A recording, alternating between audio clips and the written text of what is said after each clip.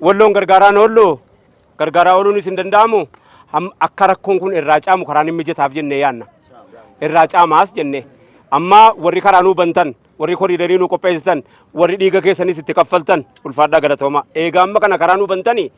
mataa seensifannaan kan miilaa rakkoon qabu ittuma seenna jechuudhaaf hin jedhe bagatti wareegamtanii eegatti wareegamtanii karaa nuu bantanii baga karaa nuu bantan silumaa rakkoon keenya rakkoo karaa dhaqqabuuti hamma iwwana minaan makiinaa sadii kan wallaggaa nu bira jira boruu gaggeeffama rabbi jedhe boruu gaggeeffama kan wallaggaa warri gabaa dafinoo qondaalaas nu eeggadhaa ergaan keessa makiinaa sadii nu biratti hafe boruu yoo rabbi jedhe asirraa gaggeeffama. Hospitaala jarri dhufee Adaamaatti wal'aanamaa oolu kanas yoo rabbi jedhe yeroo gabaabaa keessatti warri waadaanuu seentan jarra akka obsaa Ameerikaanii ijoollee bahar argeerra. Baankotiin tokko kan maqaan hin dhahin jedhanii nutu isin bira dhaabbannetti hospitaala achitti qopheessina warri nuun jettan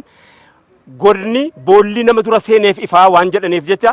warri bakka kanatti irra nuu gaariidha jedhanii qopheessatanii hafidanu isinis warri nu dhagaa jirtan hundi isaanii amma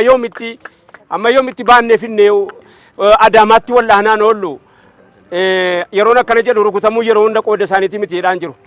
ulfatu jira bakka itti deessu hin qabdu ilmoo baannee karaa deemuus danda'an jirru wallo akka wallootti yoo rabbi jedhee gara fuulduraattis hospitaalli jaraasi gurra waan nu mana bubuuti jechuudhaaf hin jedhe qaamni adda addaa baganuu qajeelchitan warri bulchiinsa qaamni bulchiinsa naannoo walloo jirtan warri amma dhuftanii nurkaa fuuchuu dhuftan baga nagaan dhuftanii jechuudha qofaa fi ergaan hin dhaammachuu fedhu hangana